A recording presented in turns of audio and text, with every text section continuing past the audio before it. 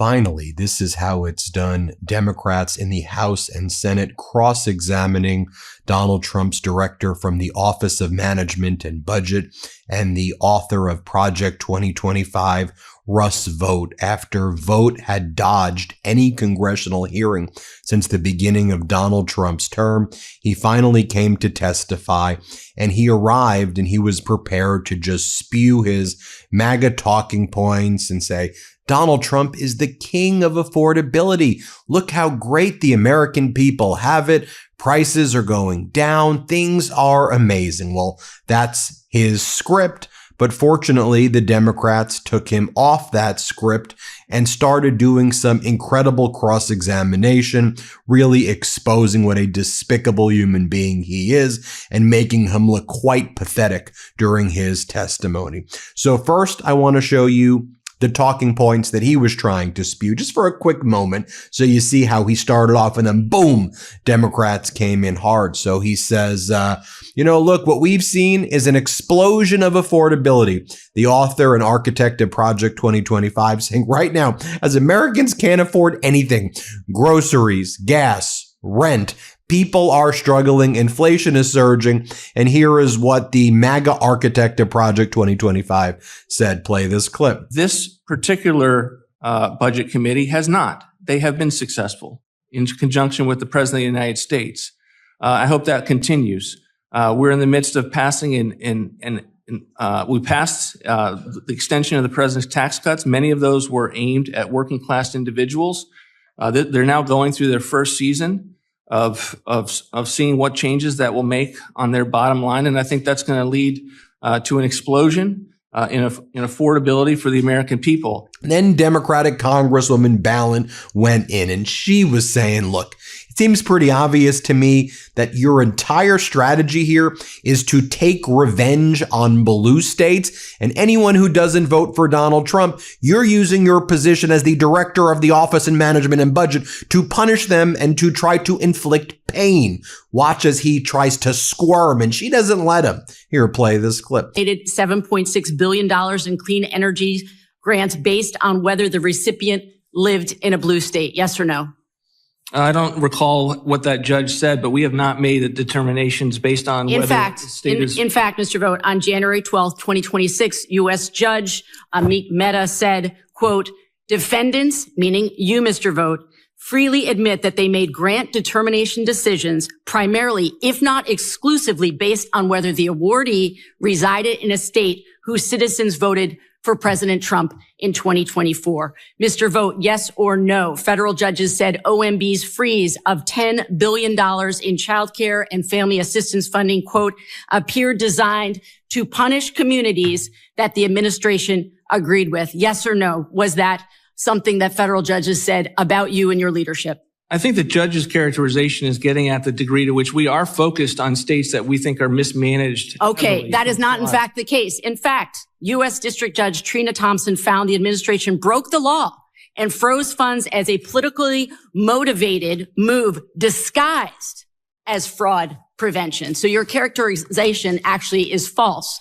Other courts have said that withholding congressionally approved funding is, quote, vindictive and unlawful. Courts have found that freezing funds create, quote, irreparable harm against the American people. And the GAO, the Government Accountability Office, the watchdog agency that investigates how federal agencies spend taxpayer dollars, has reported that you broke the law multiple times. And they have said that you have refused to spend money that was dedicated for Americans. The Constitution gives Congress the power to spend money and not the president. Mr. Vought, your actions clearly show that you want to cut federal funds from anyone who didn't vote for Donald Trump. Are you trying to get revenge on states that did not vote for your boss? No, of course not. What's interesting about the question is that Joe Biden withheld. Oh, for goodness sakes, can we please bring it back to my question? It was a yes or no question. Are you trying to get revenge against blue states because they did not support the president? Courts have said that, in fact, you did do that. that in fact you are being vindictive. In fact, you are punishing because of political persuasions. It's not members of Congress who suffer when you do an end run around Congress. That's not what I'm angry about. It's not about you taking the power from us. It's that it's their money. It's their power. Of the people, by the people, and for the people. The House is closest to the people. So when you do an end run around Congress, you're taking Americans' power. Next, I'll show you Democratic Senator Merkley, who says, why don't you tell us how expensive this war in Iran has been? Do you know the figures? Do you know how much money the United tell us? That's your role. You are literally the director of the Office of Management and Budget. How expensive is the war? The American people demand to know. And guess what? Russ Vought, frozen. Did not even know how to answer the question. I don't know. I can't tell you how much it is. Here, play this clip. Would I be in the ballpark to say we've already spent at least $50 billion? I wouldn't want to make a characterization of that at this point. Okay. I would say, as the most knowledgeable person in the executive branch on the budget, I would expect you to have pretty good numbers on that. So I'm a little disappointed in that answer. Next up, Democratic Senator Murray. Here's what she had to say. Play this clip. You and President Trump are asking for $450 billion in new defense spending. To be clear, that is the largest increase since World War II, and that does not include money that you reportedly still plan to request for the war in Iran. What is the total dollar amount requested for defense spending in FY27, including annual appropriations and reconciliation funds? 1.5 trillion, Senator, a combination between the appropriations and the mandatory. We are trying to increase the amount that you would fund through the appropriations, but we don't want the full increase to have to be borne in the appropriations process. So $1.5 trillion. What is the total dollar amount requested for non-defense spending? $660 billion. Okay, and what is the overall cut to non-defense programs that you're 10%, proposing? $70 billion. $70 billion. We look at that as about $81 billion, frankly. So let me just say this, Director Vought, you count yourself as a spending hawk. And here you are arguing for a gob-smacking $1.5 trillion defense budget. I read that you disagreed with the president on that $1.5 trillion request, warning him that it would explode the deficit. Did you warn the president or administration officials that spending this much on defense would explode the deficit? Senator, I fully support this budget. 1.5 trillion, right? These are the people who refer to themselves as, I'm a fiscal hawk. I'm a hawk, right? The hawk. I'm a deficit hawk. No, you're not. You're a bunch of Bernie Madoff frauds on steroids is what you are. $1.5 trillion to the military, a 40% increase year over year and like a 90% increase from 3 years ago. What the hell is even going on here? Longevity is all the rage these days, but with so many supplements making all kinds of promises, it's hard to know who to trust. How about a product that sold over 2 million bottles, over 5,000 five-star reviews, and powered by Nobel Prize-winning science? Juvenon's Blood Flow 7 helps boost nitric oxide levels by up to 230% and open arteries by 62%, improving blood flow and circulation. You'll feel the effects in as little as 30 minutes, including support for healthy blood pressure, steady energy throughout the day, sharper mental clarity, warmer hands and feet, and even improved bedroom performance. And for longevity, it can't be beat. Powerful blood flow is the river of life, and Blood Flow 7 helps transport oxygen and nutrients that heal and renew to all parts of the body. All it takes is 2 easy-to-swallow capsules every morning. Every Juvenon product is made in the USA, third-party tested for purity, and backed by their 60-day unconditional guarantee. See why over 500,000 happy customers trust Juvenon. Head to bloodflow7.com/Meidas and use code Meidas for 30% off your order. Once again, that's bloodflow7.com/Meidas for 30% off. And make sure you use my promo code Meidas so they know that I sent you. Next up, you have Democratic Congress member Coleman. Take a look at what went down. What would you say right now to the mothers of the kids who died because of your dismantling of U.S. aid? Harvard study says there are more than 100,000 of them. Can you give me a quick response to what you would say to those mothers Just don't talk to me about the study. Talk to me about what you would say to the mothers of the children who died. Congresswoman, with great respect, I would just contest that the extent to which institutions that benefit from federal largesse put out studies that say that the world has ended, that the world has not in fact ended. Well, it's going we there. only cut If you're not going to answer the USAID question, spending last year to the tune of about $8 billion. There was far more that we could have done, Congresswoman. And you have Democratic Senator Kaine going in with some great cross-exam. Let's play it. There's been some discussion about the bill that the DHS funding bill that the Senate passed unanimously now twice. The House, the votes are there in the House to pass it. The leadership will not take it up. You were before the House yesterday. Did you encourage the House to finally pass the DHS bill? My interaction, we want the bill passed. My interactions yesterday were to remind okay, one side of the aisle. But you do want the bill passed. We want the bill passed. Did you say that during the hearing I yesterday? wasn't asked it. Well, you said a lot of things during the hearing. If it was a priority for the administration. In response to Democratic politicians that were saying that we were responsible for the shutdown. Hold on. Our shutdown? Hold on. You had the opportunity to tell the House yesterday to pass a bill that you say you support, that 100% of the Senate supports, and you didn't bring it up. That's fascinating. Senator, you had the opportunity to fund DHS question. without a month shutdown. Congresswoman Jayapal did a great job at this hearing. Play this clip. Do you know, Mr. Vought, how many of the largest corporations in America paid absolutely nothing in federal income tax in 2025?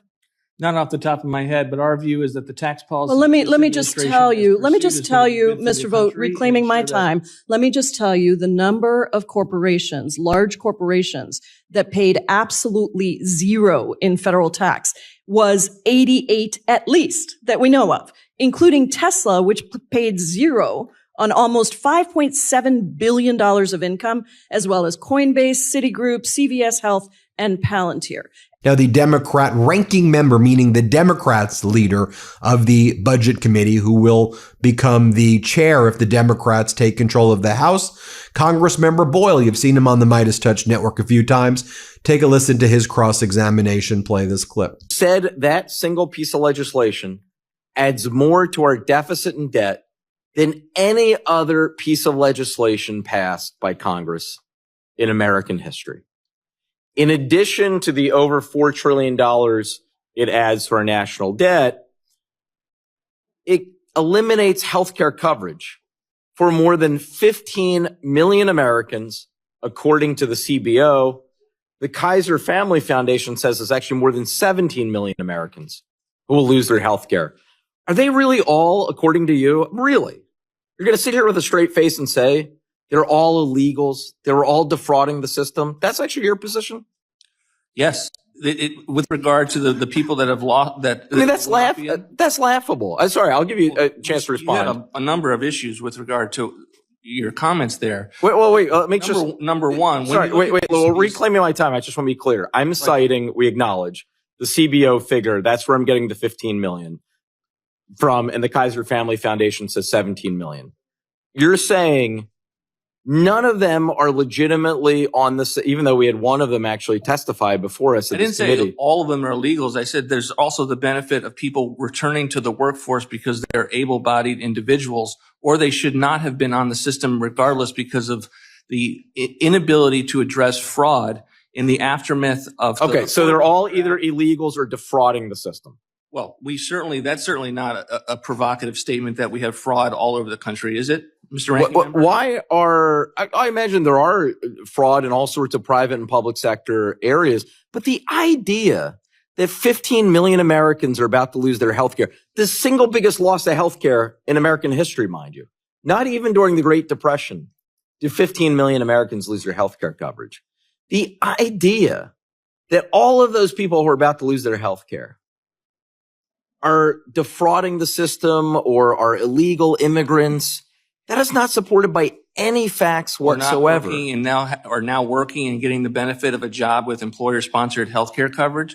Look, these assessments by CBO and others are often very static. It's right of center groups as well. Reclaim my time. I only have a few minutes, so excuse me. But it's not just CBO. I mean, right of center groups, left of center groups, nonpartisan groups.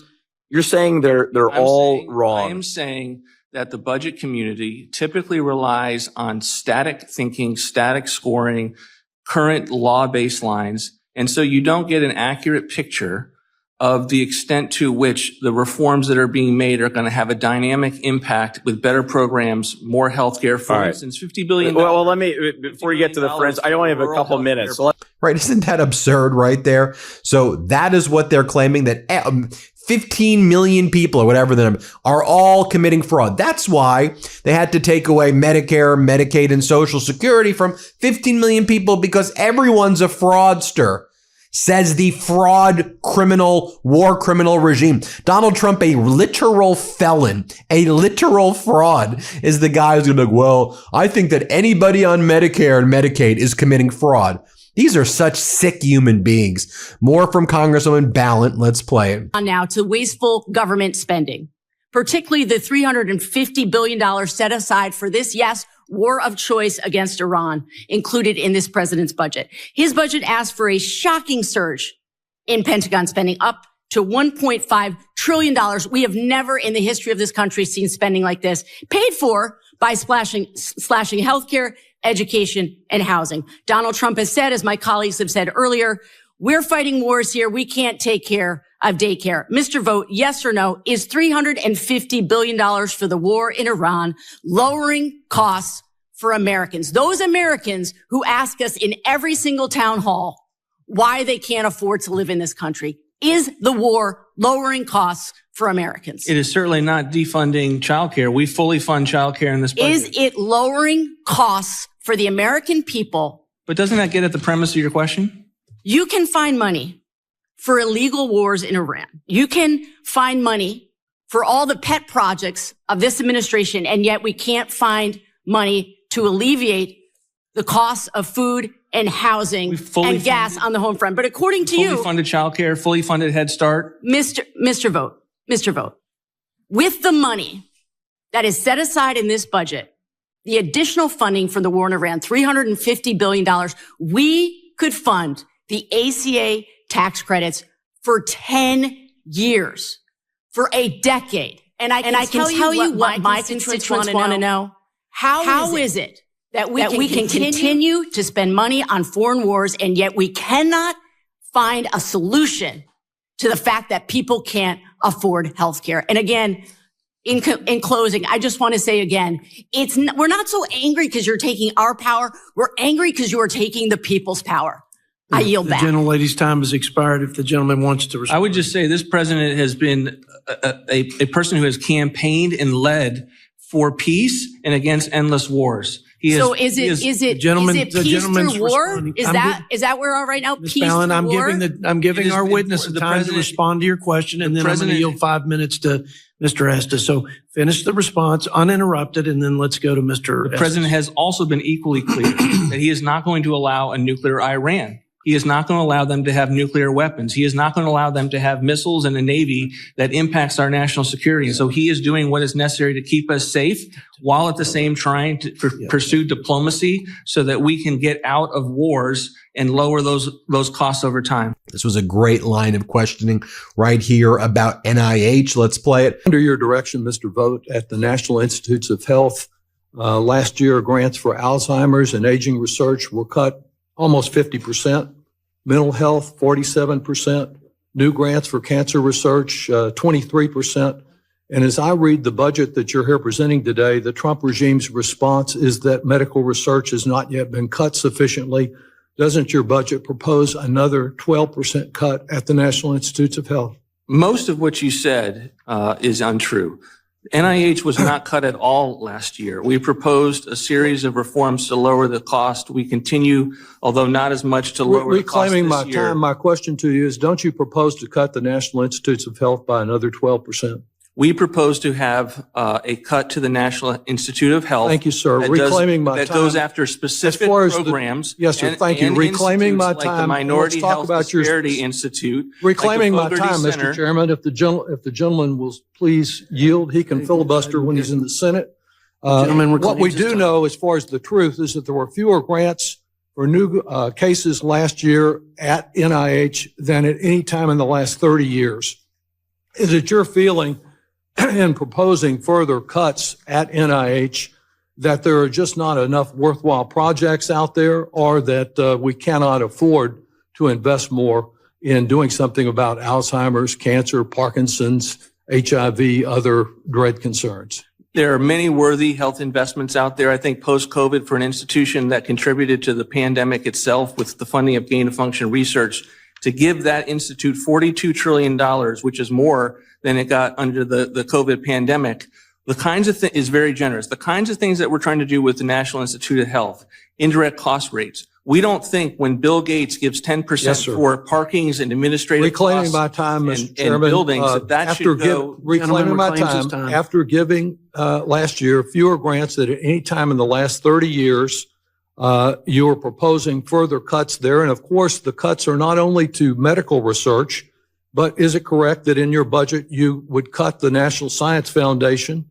which has in the past provided grants that helped on artificial intelligence, on laser eye surgery, on MRI technology, among others, that you propose to cut it by 55%? We have a sizable cut to National Science Foundation. Over half of the funding. But it will not impact our investments on artificial intelligence. Well, that's good to know, because you may be the only person, along with President Trump, who believe that. Reading from the director of a consortium of research universities, he says your budget cuts are the equivalent of working in a company that feels like it's on the verge of bankruptcy. Another one says slow scientific progress threatening the nation's position in the world economy. More from Senator Kaine. Let's play it over here. To fund DHS without a month shutdown. Second question. I was interested in the revenues in the budget that you've sent over. One revenue in particular interested me was tariffs, what you're assuming for tariffs. You can see that the numbers on tariffs were sort of bumping around at less than $100 billion a year, $100 billion in 2022, $195 billion in 2025, when the tariffs started to kick in IEEPA. Tariffs have been determined to be illegal by the Supreme Court, the IEEPA tariffs. Next week, you're starting to refund $166 billion of tariffs. So I was interested to see what your tariff projection was going to be. And actually what I see is, far from going down as you're refunding illegal tariffs, you're predicting dramatic increases in tariffs. What is President Trump going to tax next? Senator, what you're looking at is we had 10-year assumptions for the IEEPA tariffs, and those should be shaded a different way. Obviously, the Supreme Court changed our strategy on that, and we are going through a process to replace those, but we do not believe that the tariffs will be less than under IEEPA. So if you're going through the process, tariffs are a tax. I'd like to introduce, Mr. Chair, two documents from the New York Federal Reserve. 90% of the cost of the tariffs last year fell on American consumers and businesses, and another from the Tax Foundation. The average in 2025 was $1,000 per American tax household, if I could introduce them. Objection. So you're going through a process to decide, what are you going to tax next? Who are you going to tax next to reach these astronomical tariff numbers? We don't think they're a tax on the American people. They have not raised prices. 90% of the cost is falling by on a tax foundation consumers. Paper that doesn't support tariffs. But who are you going to impose the tariffs on next? Look, tariffs are imposed on the foreign importers, right? We've seen that they don't impact. What industry sectors are you going to hobble? Do you know It's yet? not hobbling. It's ensuring that we have American manufacturing. So I'm assuming you don't know. You don't yet know who the next tariffs are going to hit. You're just projecting all this money is coming out of Americans' pockets. Our agreements with countries, Senator, have been out there ever since Liberation Day. Liberation Day. Yeah, that's the one that you did right before Tax Day that took $1,000 out of American families' pockets. Let me go to the next one. More from Congressmember Coleman. Let's play it. So I was just trying to figure out, where could I find a needle large enough to burst the bubble that you guys live in? Because you're not living in reality, and you're creating a narrative, and just because you say it, you think it's true. And so I've sat up here and I've listened to a whole bunch of explanations that don't in any way, shape, or form relate to reality. I got a couple of questions to ask you, sir. I'm going to start with one that's going to give you a moment to speak. And then I'm going to ask you a series of yes and no's. And when I say yes and no's, I want yes and no's. What would you say right now to the mothers of the kids who died because of your dismantling of U.S. aid. Harvard study says there are more than 100,000 of them. Can you give me a quick response to what you would say to those mothers? Just don't talk to me about the study. Talk to me about what you would say to the mothers of the children who died. Congressman, with great respect, I would just contest that the extent to which institutions that benefit from federal largesse put out studies that say that the world has ended, that the world has not in fact ended. Well, it's going we there. only cut If you're not going to answer the USAID spending question, last year to the tune about $8 billion. There was far more that we could have done, Congressman. reclaiming my time. If a mother came before you who told you that her child died because she didn't have access to health care or medicine that usually would be available because of the kindness of the United States of America that you and this administration have eliminated, would you have anything of empathy, compassion, and humanity to say to her? Would you say to her, I am sorry, that was a mistake? I always have empathy for individuals, including those that get improper and false information from the media that pumps this false and ignorant information out to the American people. You know, I am so tired of hearing false, fraud, and abuse from any of my colleagues and even from you. Because if we wanted to eliminate abuse and fraud, we'd eliminate the president of the United States from the office right now and the rest of the sycophants in his administration that are allowing him to do so many illegal things. And more from Congressmember Jaya Paul right here. Let's play this clip. Now, let me turn to the Consumer Financial Protection Bureau, since you're also the acting director there. This was an agency that was established to protect consumers from financial predation, deception, fraud, and abuse from the biggest banks, biggest corporations. And the CFPB has stepped in and really done that work under the last administration. CFPB put real money back in consumers' pockets, returned over $21 billion to consumers who were cheated or scammed by big banks, giant corporations. It ordered Wells Fargo to pay over $2 billion and Bank of America to pay $727 million to consumers who were harmed. But you have a mission to eliminate the CFPB. Why are you protecting big corporations instead of consumers, Mr. Vought? I'm not. CFPB caused $350 billion of added costs on consumers. Mr. Vought, you are asking to reduce the CFPB's workforce to just 1/3 of its 2025 level, which means that the department that oversees the banks and other financial companies that hold trillions of dollars in mortgage, auto, credit card, and student loan debt would drop from 500 employees to just 77, and the enforcement department would only have 50 workers. What do you have to say to the millions of service members, veterans, older adults, and students that are seeing costs rise? And now, because of your unprecedented rollback of consumer protection staff, have nobody at the agency that is actually policing those big corporations that are scamming consumers. The gentlelady's time has expired. So tell me what you think in the comments below, but I thought good cross-examination right there, exposed him, $1.5 trillion. And just the way he says it so cavalierly, that money could be spent on healthcare, making housing more affordable, making education more affordable, making people's lives better. But we're going to spend the money instead buying missiles to blow up elementary schools so that Donald Trump can engage in more war crimes? Hell no. And the American people are fed up with this disgusting, despicable regime that, frankly, they're not public servants. They hate this country. Anyway, tell me what you think. Hit subscribe. Let's get to 7 million. Love this video? Support independent media and unlock exclusive content, ad-free videos, and custom emojis by becoming a paid member of our YouTube channel today. You can also gift memberships to others. Let's keep growing together.